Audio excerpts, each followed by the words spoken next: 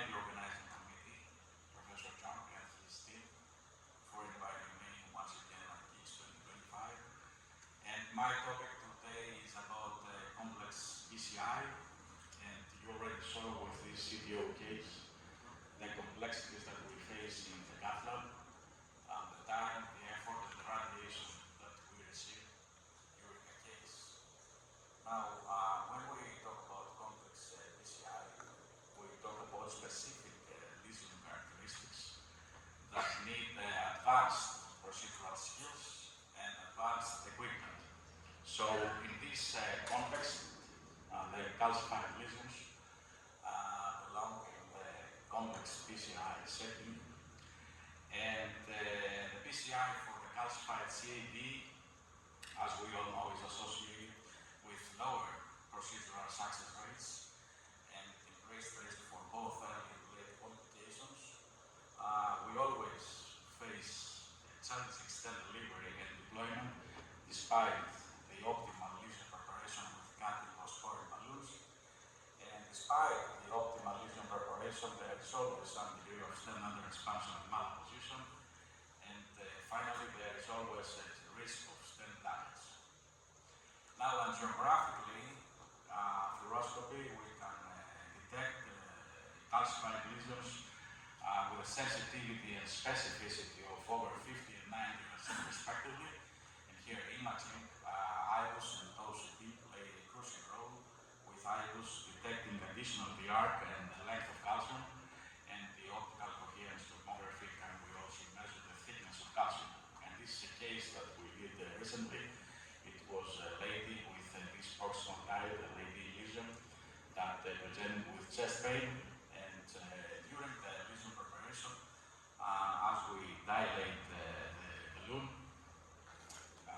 you will see that upon dilatation of the balloon, there is a notch, and this notch, going up to 18 to 20 atmospheres, disappears, and this might be probably a calcified nodule, which those nodules are usually associated with increased risk of MACE and perforation/severe dissection. And we were a little bit reluctant to see in the next film, in the next geographic projection, that there was an extensive type B dissection that occluded the thin flow from the middle AD to the distal AD. And here, of course, the experience, the composure, and the teamwork of the team plays a major role to keep the guy there, and also to deploy a stent fast and receive the flow as the patient becomes hemodynamic and stable with chest pain. Now, imaging, as I previously mentioned, plays a very crucial role, because there's a scoring system with IVUS and with OCT, and upon the scoring system, if the score is more than 3 or 4, we need advanced modalities like rotational orbital atherectomy or IVL. With a low score, a scoring cutting balloon is sufficient, and the scoring here includes a calcium of circumference of more than 2.7 degrees in more than 5 millimeter length. This is scoring that gives 1. Another 1 point is where the circumference of the calcium is 360 degrees in IVUS. The calcified nodule itself takes 1 point, and also the vessel diameter of less than 3.5 square millimeters IVUS. With score 0 to 1, we have calcified lesions which more probably will adopt the scoring of the cutting balloon, while in greater severe calcification, we need advanced techniques like orbital rotational atherectomy and IVL. Now, OCT adds to the IVUS the thickness of calcium. So we have superficial calcium, less than 0.5 millimeters, and also we have very deep calcium. And again, the scoring system depends on the thickness, depends on the arc of calcium, more than 180 degrees or less than 120, and also the calcium length of more than 5 millimeters. And again, the scoring system, if it's low, between 0 and 3, balloons will suffice, while severe calcification needs additional techniques. Now let's move to another entity, which belongs here in the complex PCI setting, which is the distal left main and low non-left main bifurcations. Here it's very important to note that in distal left main Medina 111 classification of distal disease, that the side branch plays a crucial role. So in the setting of the left main, here I'm showing here the definition criteria which were proposed and established by Professor Γκόγκας MD from the Σύμπλοκη Hospital, that the lesion length of the side branch, which is usually the SERT, if it's more than 10 millimeters, and the ostial disease more than 7 degrees, this defines a complex distal left main verification lesion, and here we need to work up front with the two-stent strategy. In the non-left main setting, for example, in a LID diagonal lesion, a diameter stenosis of more than 90% in the side branch, and also a lesion length of more than 10 millimeters, defines again a complex distal bifurcation lesion, non-left main bifurcation lesion, that again we need to work up front with two stents. A very important aspect is that in order to proceed with complex disease and complex lesions, the operator experience is very important, very crucial.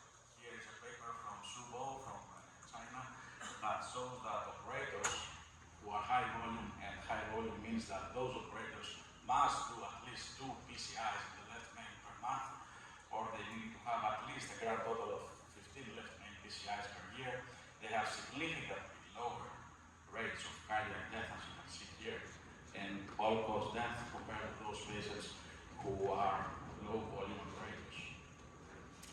Now, in the Medina 111 disease, in the distal left main, there are 2 approaches. There is the European approach, which talks about a stepwise provisional approach. So we have one stent strategy up front, and then we have the Asian approach, which was introduced by Professor Liang Chen, a Chinese approach that maybe is in the Asian territory, that talks about the systematic two-test strategy.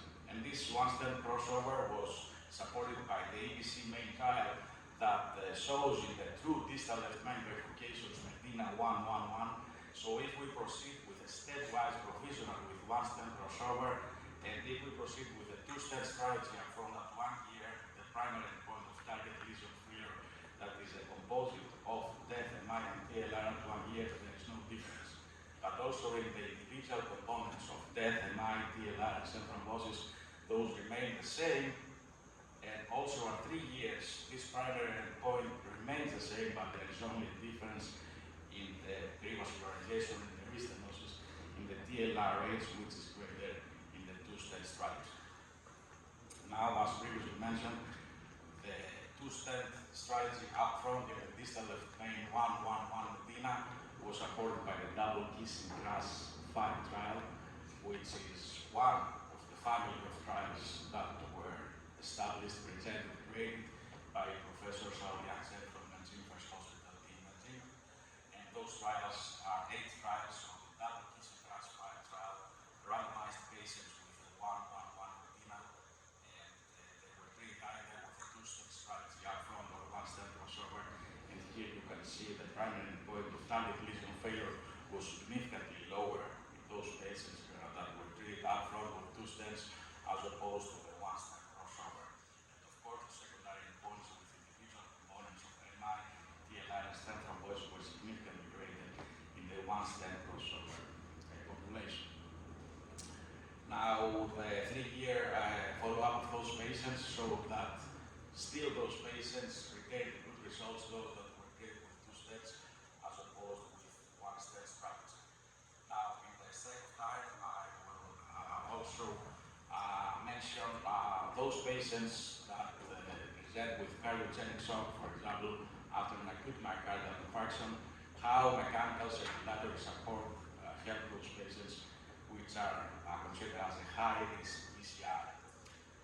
So the hemodynamic stabilization is very important, and of course the vasopressors and the idle drops can be used, but unfortunately they increase the cardiac metabolic demands, and also they promote electrical activity.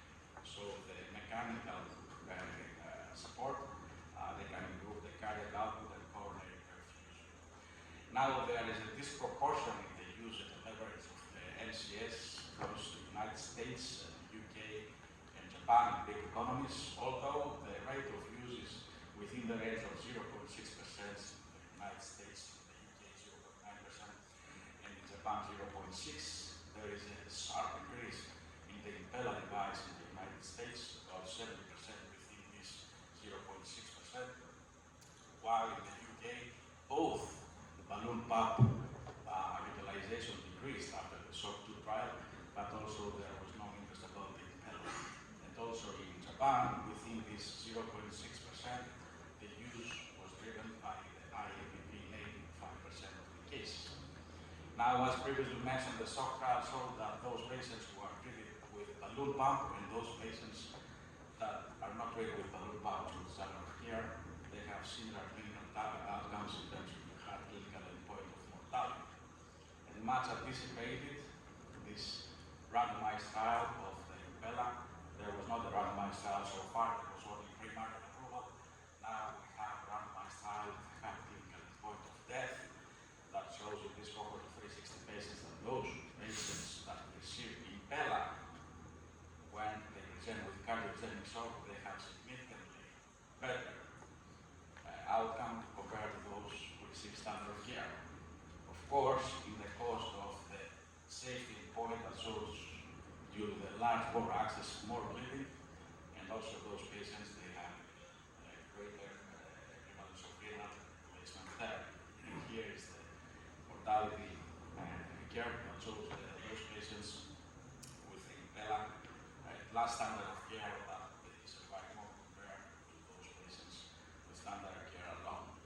Now, in the sake of time, I will finally go about multi-vessel PCI. We all know that the Símbolo disease is a major cause of adverse clinical outcomes, so the complete vascularization is our goal as intervention cardiologist. And so far, we know that the culprit-only PCI is the only method, and within about 1 or 2 weeks, we need to bring the patient back and proceed with complete revascularization in the non-infiltrated artery. And here is a study that was published recently, 2 years ago, in New England, that shows that it's still feasible to do complete revascularization during the acute setting, and the results are non-inferior between the stage group and the immediate revascularization group. So, I would like to conclude that in the complex PCI setting, the calcified lesion scoring system with imaging dictates best treatment approach.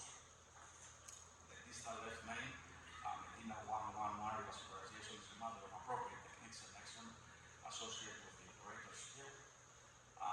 The balloon pump in most standards remains the standard of care in most methods when high-risk PCI is performed. And within the setting of the multi-vessel PCI in STEMI,